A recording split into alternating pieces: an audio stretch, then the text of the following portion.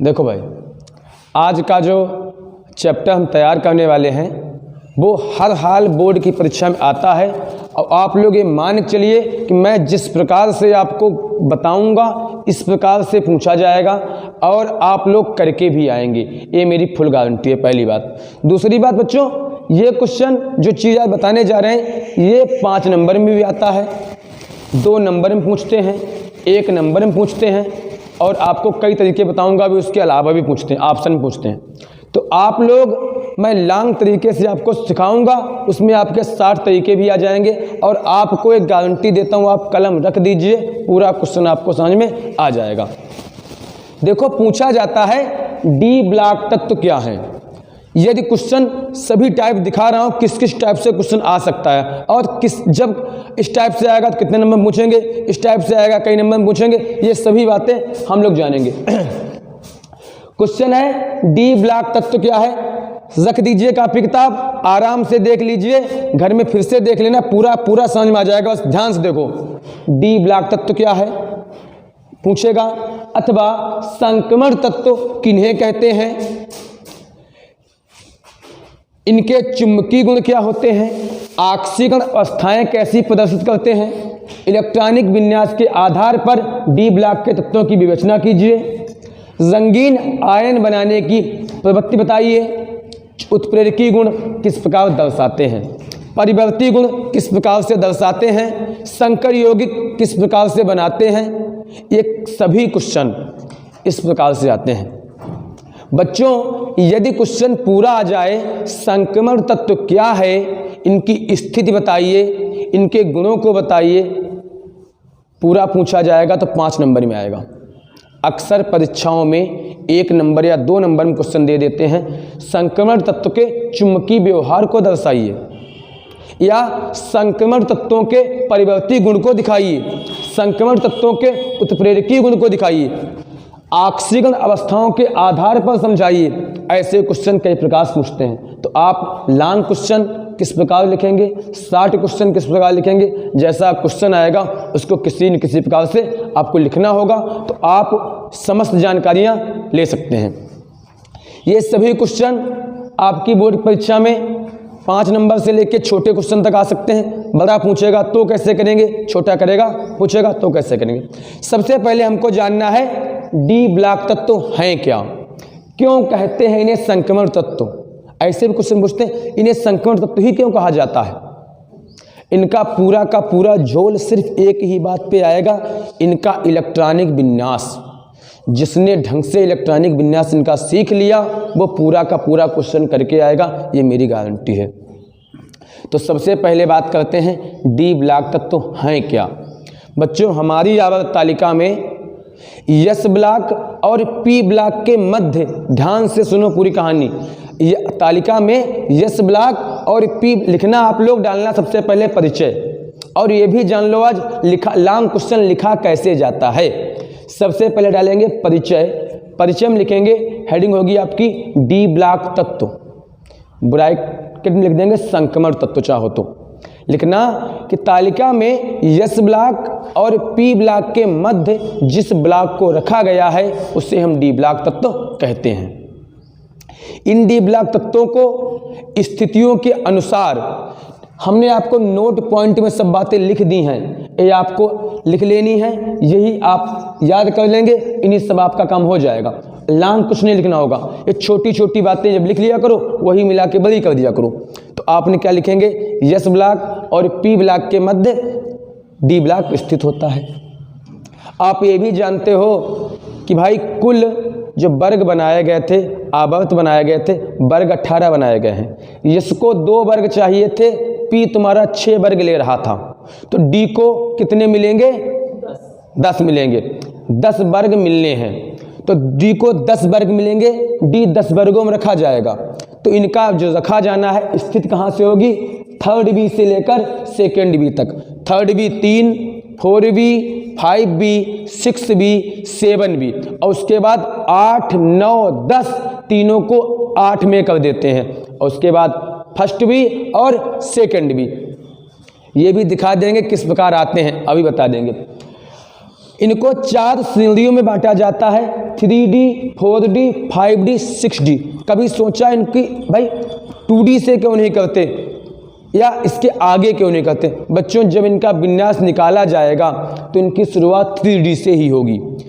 अब पहली श्रेणी में 3D का जो तत्व आएगा वो 1 से 10 तक 1 2 3 4 चला जाएगा, अगली में 4D में जाएगा, अगली में 5D में जाएगा 1 to 10 तक, और अगली में 6D तक जाएगा। इनका जो बाह्य कोश का विन्यास होगा, पहले इनको सही से लिखा जाता है, बाद में उसको क्रम से कर देते हैं। तो बाह्य कोश का जो विन्यास आता है वो आता है NS 1 to 2, 1 से 2 तक। पहले क्रम से लिखा, पहले आप किसी विन्यास निकालते हो, फिर उनको जब हम क्रम से लिखते हैं तो D को पहले कर देते हैं, S को बाद में कर देते हैं। तो S में या तो 1 इलेक्ट्रॉन बचेगा या तो 2 बचेगा। पिछला कोश इनका होता है N-1 S2 P6 D 1 to 10। D में 1 से 10 तक कोई भी संख्या हो सकती है, 1 2 3 10 से ऊपर नहीं हो सकते। इनको वर्ग 3 से 12 तक रखा गया है। जो आपको बताया था हमने कि भाई 10 होने हैं तो 3 से 12 तक करिए, 10 हो जाते हैं। अब उसमें क्या होगा, 3D में 21 से लेकर 30 तक, SC 21 से लेकर 30 तक 10 तत्व रखे गए हैं। और आपके 4D में 39 22 से लेकर 48 CD कैडमियम तक 10 तत्व हैं। 5D में 57 लिंथेनम से यहाँ से स्टार्ट किया गया है और 80 Hg तक आएगा। यहीं से हमारा F1 निकलना है जिसे हम लिंथेनम कहते हैं, और 6D से हमारा एक्टिनियम निकलेगा। 104 RF से 112 CN तक तत्व रखे गए हैं। तो सबसे पहले हम लोगों ने बाहरी जानकारियाँ इनकी हासिल करनी, इन जानकारियों की सहायता से हम इनकी स्थितियों का पता करना चालू करते हैं। तो सबसे पहले हम क्या क्या जानेंगे? सबसे पहले हमने क्या सीखा, ए तत्व D ब्लॉक में भाई हैं तो S ब्लॉक और P ब्लॉक के मध्य रखे गए हैं। तो यार इनके जो S ब्लॉक और P ब्लॉक के मध्य हैं तो एक तरफ S ब्लॉक होगा, एक तरफ P ब्लॉक होगा। तो इनमें बहुत ज़्यादा अंतर नहीं रहता है गुणों को बदलने में। इधर इसका गुण छूटेगा D में आएगा और D का छूटेगा खड़ा P में पहुँच जाएगा। तो परिवर्ती गुण बहुत जल्दी दिखाने गुण आएगा इनमें। तो सबसे पहले हम लोगों को जानना चाहिए होते कौन कौन से हैं। देखो भाई, इस टाइप से हमने बांट लिया। कितने बनेंगे भाई बताइए? 10 बनेंगे। इस टाइप से आप लोग अपने आप बनाना परीक्षा में। कोई आवश्यकता नहीं है इसको बनाने की, क्यों कभी कभी पूछ देता है कि 3D श्रेणी को ही बताइए या 4D को ही बताइए, 5D को ही बताइए, 6D को बताइए। पूरा नहीं बनाना होता है। तो बस हमको सबसे मेन चीज़ क्या देखनी है, इनका जो क्रम रखना। भाई कहाँ से स्टार्ट होगा? 3rd से। ये है 3rd, तो अगला हो जाएगा 4B, अगला हो जाएगा 5B, अगला 6B। यहाँ इसके साथ ये भी ध्यान देना है, इसमें 3 4 5 6, ये 6 लिखा है यार, 6 7 8 9 10 11 और 12 के बाद D ब्लॉक हमारा समाप्त हो जाएगा, P ब्लॉक चालू हो जाएगा। तो भाई 3 है तो 3rd, 4 है तो 4B, 5 है तो 5B, अब यहाँ 2 है तो 2nd, यहाँ 1 है तो 1st, अब यहाँ 6 है तो कितना लिखा 6B, यहाँ 7 है तो 7B। अब ये तीनों भाई बेटा 8 9 10 ये तीनों एक ही में आ जाएंगे, 8 में आ जाएंगे। किस में आ जाएंगे? 8 में आ जाएंगे। इन तीनों को एक में ही रखा जाएगा। अब ये हमारी होती है 3D। इसमें भाई 21 से लेकर 30 तक जाना है, तो हम पहले ही भर लें 21 22 23 24 25 26 27 28 29 30। मैं आपको एक दिखा दूंगा, बाकी अपने आप कर लेना, एक ही सीखना होता। अब भाई अब जो किसी ने अपना कोड वर्ड में लाइन याद की हो, जिस प्रकार से तालिकाओं भरने की, अपनी वही लाइन रखो। देखो बहुत से टीचर यूट्यूब पर लाइन दिखाते हैं, ऐसा बनाते हैं, ये आप अपने मन से लाइनें बनाया करो, ये आपकी कभी गलत नहीं होंगी। क्योंकि आप दूसरे की लाइन बनाओगे दूसरे रिगार्डिंग, वो आप भूल जाओगे। जो आपको सही लगे वो लाइन तय कर लिया करो। अच्छा, और हमेशा ऐसी लाइन बनाया करो जिसमें मजाकिया टाइप किया हुआ करें, वो आपको हंसी वाली लाइन है। तो कभी कभी क्या होता है बच्चों, हम लोग कहानी सुनाई जाती जल्दी याद हो जाती, और वह है पढ़ाई वाली बात बहुत देर में। तो हमेशा मजाक में लाइन बनाया करो। जैसे एक लाइन है इसमें, सुनो तुम विवाह कर लो मुझसे, फिर कोई नहीं कहेगा जानू। तो इस टाइप की हंसी मजाक की लाइन बना लो, आराम से याद हो जाएगा। तो सुनो कहा तो यस्सी हो गया सुनो। तुमसे क्या होगा भाई, टी होगा कि टी आई होगा, टी आई होगा। तुम विवाह, अब सोचो, अब बो न बी बना देना, बोरान वाला, विवाह कर लो सियार। उसके बाद मुझसे तो क्या होगा, एमएन। फिर यफी, कोई सीओ कोई नहीं, एनआई निकिल, कहेगा जानू, सीव कहे जड़न जानू। इस टाइप से हम लाइनें बना के याद कर सकते हैं। अगली होगी हमारी इसी प्रकार से 4D, और फिर होगी हमारी 5D, और फिर होगी हमारी 6D। बच्चों 6D अभी संशोधन पर है, इसमें बदलाव आ रहे हैं, ये बराबर चेंज होती रहती है, अभी आगे तक तो खोजे जाएंगे। इसको बना लो कोई ऐसे कोड, इसको बनाओ कोड, इसको बनाओ कोड। तो इस प्रकार से यहाँ 21 से 30 तक गए, और इसमें बेटा 39 से 48 तक जाएंगे, और इसमें अगली में दिखाया 57 से 80 तक, इसमें 104 से 112 तक तो हमारे जाएंगे। तो सबसे पहले हमने उनको जक्के बना लिया। तो आप लोग क्वेश्चन समझ रहे हैं, बहुत ध्यान से ऐसा कर लेंगे। अब करने के बाद फिर क्या निकालोगे, उनका इलेक्ट्रॉनिक विन्यास। इस बोर्ड को हम साफ कर देते हैं और आपको इलेक्ट्रॉनिक विन्यास निकालना बता रहे हैं। इसके बाद हम लोगों ने क्या बात की थी कि इलेक्ट्रॉनिक विन्यास निकालने की। तो इलेक्ट्रॉनिक विन्यास कैसे निकालेंगे बच्चों, आप सबको अफवाहों का नियम मैं पहले ही सिखा चुका हूँ, 1:2 2:2 करके। तो SC 21 है, तो इसका आप लोग निकालेंगे, मैं यहाँ लिखूँगा 21 का निकालना है। तो आप इस तरीके सांप बना लीजिए। अगर नहीं पता है आपको कैसे का आता है, वो अफवाह नियम देख चुके हो, आएगा 1:2, 2:2, आगे बोलो 2P, आगे 3:2, आगे 3P6। या DP में कब 10 होते हैं, 1:2, 2:2, 2P6, 3:2, 3P। अब क्या आएगा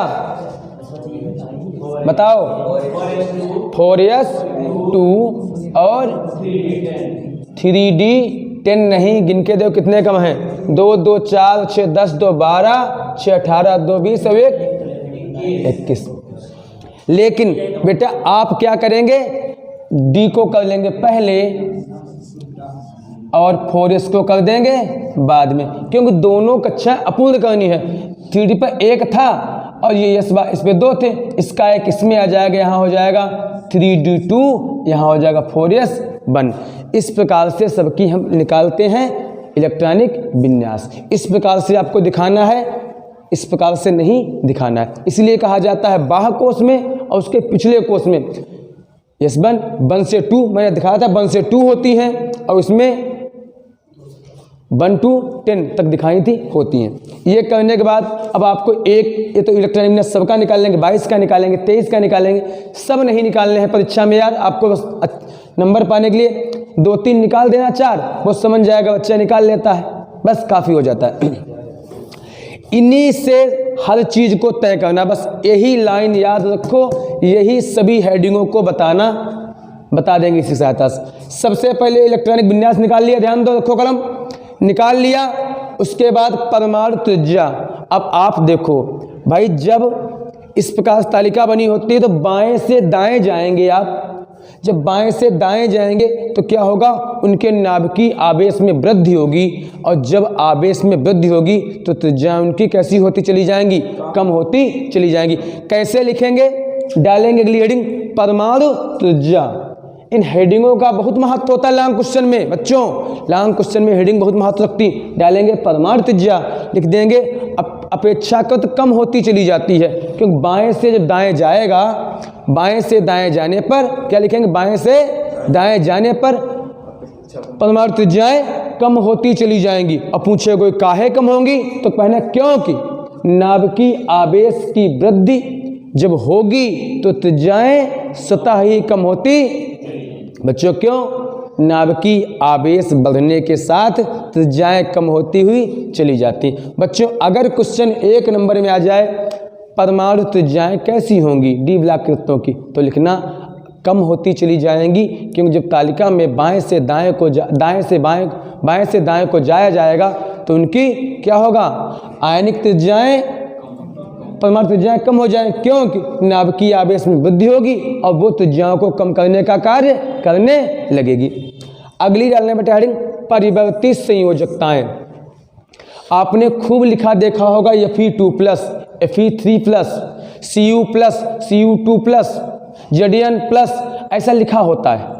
ये क्यों लिखा होता है बच्चों, याद कर लो, यही डी ब्लॉक के तत्व जो हैं यही परिवर्ती संयोजकताएं प्रदर्शित करते हैं। अब इसकी एक वजह है कि ये एस ब्लॉक और पी ब्लॉक के मध्य में है, दोनों के गुण रिलेटिव होते रहते हैं। और दूसरी बात यह है कि इनमें क्या होता है, जब कभी विन्यास निकालते हैं तो दोनों कोष अपूर्ण किए जाते हैं, तो इसका इधर आ जाएगा, उसका उधर चले जाएगा, तो कहीं बढ़ जाएगी तो कहीं पे कम हो जाएगी। इस प्रकार से इसकी लिख सकते हैं परिवर्ती संयोजकताएं। ये कई प्रकार की संयोजकताएं प्रदर्शित करते हैं। पक्का नहीं कि P/2+ ही होगा, 3+ भी हो सकता है। आप लोगों ने जब ऑक्सीजन अवस्थाएं निकालना चालू की थी तो याद करते थे सभी 4 धातुओं की ऑक्सीजन संख्या +1 होती है, हाइड्रोजनों की -1 होती है। वहाँ याद कर लिया, कन्फर्म हो गया था, पक्का था। यहाँ पक्का नहीं है। डालना अगली हेडिंग धात्विक प्रवृत्ति।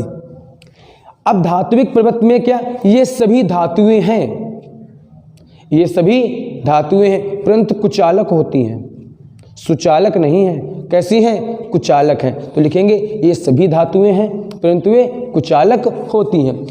इनके क्वथनांक, गलनांक, घनत्व, 3 हेडिंग डालना, क्वथनांक के बारे में, गलनांक के बारे में और घनत्व के बारे में। आप जितने देखो, बेहतर नंबर पाने के लिए आप जितनी हेडिंग डालेंगे परीक्षा में उतना आपको अच्छा नंबर देगा।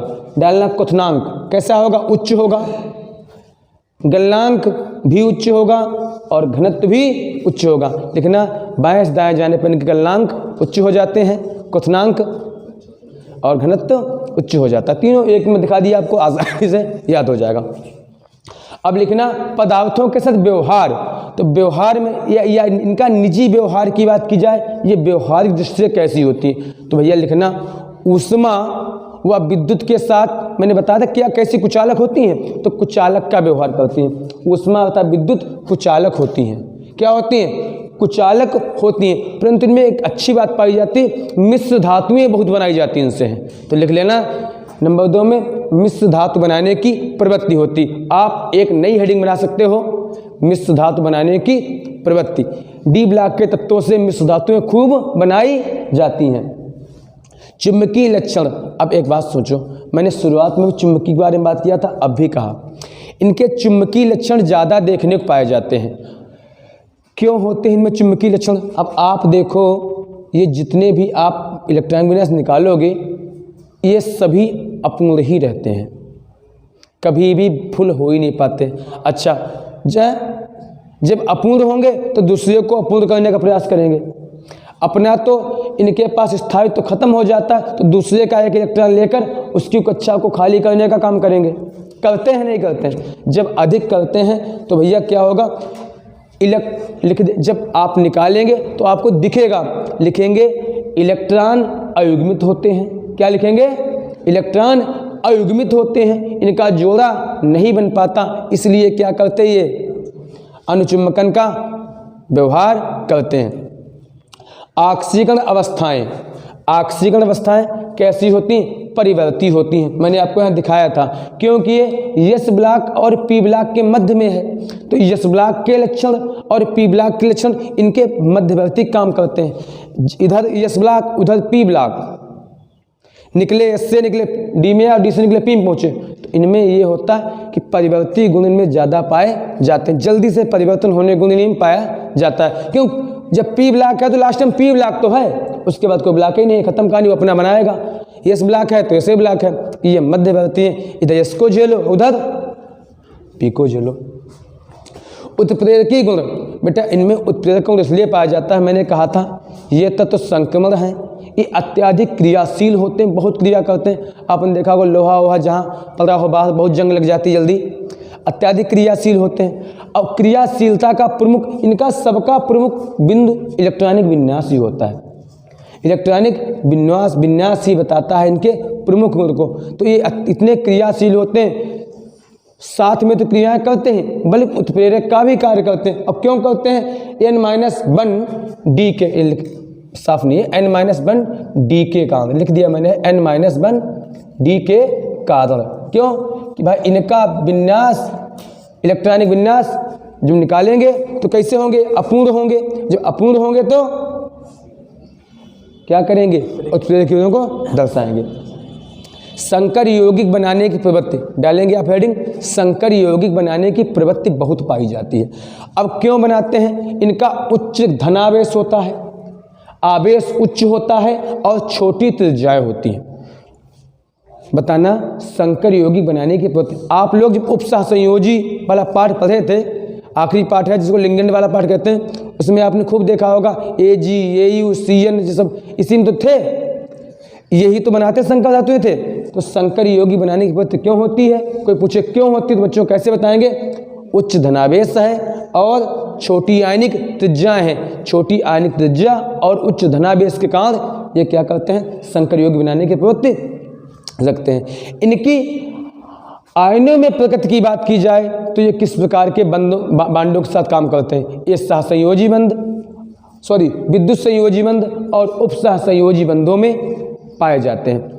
NaCl यहाँ विद्युत संयोजी बंध, तो ऐसा ही डी ब्लॉक वालों में पाया जाएगा, विद्युत संयोजी और उपसहसंयोजी बंध में ये काम करते हैं। तो बच्चों आप लोग बड़ी आसानी से इस प्रकार को लिख सकते हैं। मैं आपको दिखाऊंगा इसके अलावा एक दो और क्वेश्चन कैसे कैसे पूछते हैं, इसको आप बता लीजिए, फिर मैं उसको आपको दिखाऊं। क्वेश्चन ऐसा आएगा, ये मान लो क्वेश्चन हर साल आते हैं, इस टाइप के पूछे ही जाएंगे।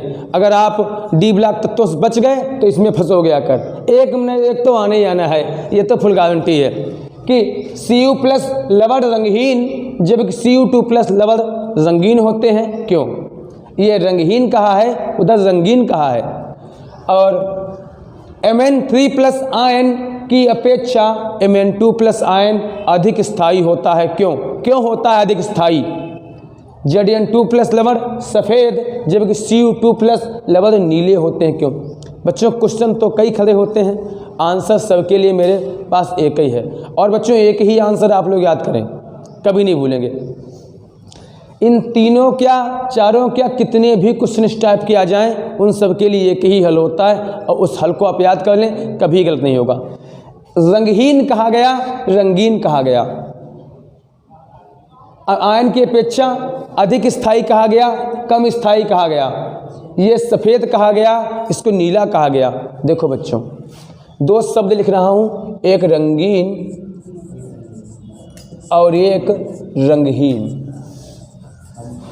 रंगीन और रंगहीन, सफ़ेद ये जो रंग है वो रंगहीन में जाएगा कि रंगीन में जाएगा? रंगहीन में जाएगा, बहुत सही बोले हो, रंगहीन में जाएगा। अधिक स्थायी और कम स्थायी, अधिक स्थायी रंगहीन में जाएगा, रंगीन में जाएगा? रंगहीन में जाएगा भाई, जो अधिक स्थायी होगा। अब अधिक स्थायी कहा जाए, रंगहीन कहा जाए, सफ़ेद कहा जाए, सब एक ही बात है। रंगीन कहा जाए, नीले कहा जाए और कोई रंग में कहा जाए या कम स्थायी कहा जाए, एक ही बात है। होता क्या है, इनमें निकालेंगे इलेक्ट्रॉनिक विन्यास, इलेक्ट्रॉनिक विन्यास निकालने के बाद उनको ऑर्बिटलों में भरेंगे। सुनो ध्यान से पूरी बात, जो पूर्ण हो जाएंगे, जिनके सभी ऑर्बिटल भर जाएंगे, वो भैया होंगे रंगहीन। अब याद सोचो, जो खाली है वो किसी ना किसी से क्रिया करेगा। जब किसी ना किसी से क्रिया करेगा तो उनके गुणों को लेगा नहीं लेगा। भाई हम तुमसे मिलेंगे जाकर तो तुम्हारे गुण हम में आएंगे, करेंगे तभी तो जो हम खाली होंगे। तो जो खाली रह जाएंगे, अपूर्ण होंगे, वो आ जाएंगे रंगीन में। अब आप एक निकालो, अभी आपको हम दिखा रहे हैं। जैसे Cu है, Cu का एटॉमिक नंबर होता है 29। चलो निकालो, 1s2, बोलिए 2s2, 2p, 3s2, 3p6। अब नियमतः आना चाहिए पहले 4s2, फिर आना चाहिए 3d वाला। तो चलो एक बार लिख लो 4s2 और 3d। अब 2 2 4 6 10 2 12 6 18 2 20 और 9 29। ये होगा नहीं होगा, यही तो होगा। इसको हम सही से लिखेंगे तो क्या कर लेंगे, 3d 9 वाला पहले आ जाएगा और 4s2 वाला आ जाएगा बाद में। फिर क्या करेंगे, इसका एक इलेक्ट्रॉन दे देंगे इसको और इसका एक दे देंगे।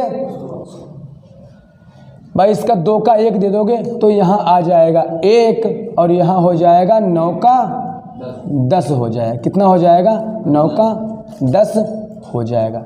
इतना तो कर लिया। ये तो आपने Cu का निकाला। अब बच्चों यदि ये Cu प्लस होगा तो क्या करेगा, भाई यहाँ प्लस है तो प्लस माने जा, मान लो सुनो, यहाँ प्लस है तो वहाँ से 1 नंबर कम कर दो। जितना प्लस लगा हो उतने इलेक्ट्रॉन कम कर दो। अब यहाँ अगर माइनस लगा है तो वहाँ इलेक्ट्रॉन बढ़ा दो। कितना प्लस लगा है, 1 प्लस लगा है। तो भैया यहाँ पे लास्ट कोर्स देखो 4s1 है तो पूरा लिख लेंगे पुनः इसी प्रकार से आएगा 3d 10 और 4s1 ये प्लस का 1 है तो 1 इसको नष्ट कर देगा, पूरा खा जाएगा। तो खाली ये तो कुछ बचेगा नहीं, हटा दो इसको, ना लिखो वही गवारा। तो बचेगा 3d 10। अब d के कितने ब्लॉक होते हैं बच्चों, 5 होते हैं। 1 2 3 4, इसके 5 तो ऑर्बिटल होते हैं। 1 2 3 4 5 भरो, 1 2 3 4 5, 10 इलेक्ट्रॉन है। 6 7 8 9। बच्चों हुंड के नियम से भरना, 2 2 देते चले जाना। तो भैया ये देखो पूरा का पूरा कहीं पे खाली बचा नहीं, खाली बचा। जब नहीं खाली बचा तो रंगहीन। अब यार हम जगह ही नहीं बची, हमें कहाँ कैसे क्रिया करें किसी के साथ। पूरा फुल हो गए हैं, नहीं है। तो जब जगह नहीं बची, क्रिया नहीं करेंगे तो हो गए रंगहीन। क्या हो गए, रंगहीन। रंगहीन हो गया। अच्छा अब दूसरा है Cu2+। इस Cu2+ का निकालोगे बच्चों तो पूरा तो उसे निकालोगे जैसा अभी निकाला था। तो लास्ट में आया था उसमें भाई 3d 10 और 4s1, ध्यान दो बनाया था। ये तो 29 का, अब यहाँ 29 का यही तो निकाला था। कहो हाँ। अब यदि 2+ का हो जाएगा तो 1 इससे कम कर देगा और 1 2 खा लेगा तो बचेगा 3d 9। अब 9 का बनाओ तो 9 का ऐसे बनाएंगे 1 2 3 4, 1 2 3 9 है, 9 इलेक्ट्रॉन भरने हैं। 3 4 5 6 7 8 9। आखिरी वाला रह गया खाली, पाया नहीं भर। जब ये भर नहीं पाएगा तो किसी से तो क्रिया करेगा। जब किसी से क्रिया करेगा तो कैसा हो जाएगा, ये रंगीन। रंगीन लिख देना, रंगीन दिखा देना। इस टाइप से आपका ये क्वेश्चन हो जाता है। इसी प्रकार मेरे बच्चों mn का निकालना, mn का क्रमांक कितना होता है, 25 होता है। 25 का निकालेंगे और उससे 3 कर देंगे कम, 3 कम कर देंगे तो जो आए उनको ऑर्बिटल में भर देना। इसी प्रकार से फिर निकालना mn का, फिर से 25 का, फिर 2 कम कर देना। या तो उसमें 3 कम हुए हैं, इसमें 2 कम हुए हैं। अब सोचो जिसमें 3 कम हुए हैं उसमें ज़्यादा खाली रहेंगे कि 2 कम वाले में खाली रहेंगे, 3 वाले में अधिक खाली रहेंगे। तो जब इसमें अधिक खाली रहेंगे तो ये वाला अधिक स्थायी होगा कि mn2 वाला अधिक होगा, 3 वाला। अरे इससे Mn का निकालोगे, इससे 3 इलेक्ट्रॉन निकाल लोगे तो इसके पास ज़्यादा खाली हो जाएंगे कोठे। Mn2+1 2 निकालोगे, एक तो एक्स्ट्रा इसके पास रह जाएगा, तो इसमें अधिक खाली होंगे, इसमें अधिक खाली होंगे, 3+ वाले में ज़्यादा खाली हो जाएंगे। तो जब जिसका ज़्यादा खाली होगा वो स्थायी होगा, जिसका भरा होगा वो स्थायी होगा, भरा होगा स्थायी होगा, तो Mn2+ अधिक स्थायी हो जाएगा। Zn 30 का निकालेंगे, 2 कम कर लेंगे तो इसका निकालेंगे, और भाई Zn का 30 होता है, 30 का आप निकालेंगे तो लास्ट वाला वही 4:2 खत्म हो जाएगा, तो बचेगा 3D10, पूरा का पूरा भर जाएगा। जब पूरा का पूरा भर जाएगा तो कैसा होगा, सफ़ेद या रंगीन, सफ़ेद। अब ये Cu का निकालो, आपने भी Cu2+ का निकाला, ये वाला आया, तो भैया ये वाला जब अपूर्ण है तो रंगीन कहो चाहे नीला कहो। मेरे बच्चों, मैंने आपको डी ब्लॉक से संबंधित सभी जानकारियाँ दी, और मैं ये वादा करता हूँ जिसने हेडिंगों को ध्यान सुना होगा या ये क्वेश्चन सुने होंगे वो बिल्कुल परीक्षा में करके ही आएंगे, ये मेरी फुल गारंटी है। ठीक बच्चों, धन्यवाद।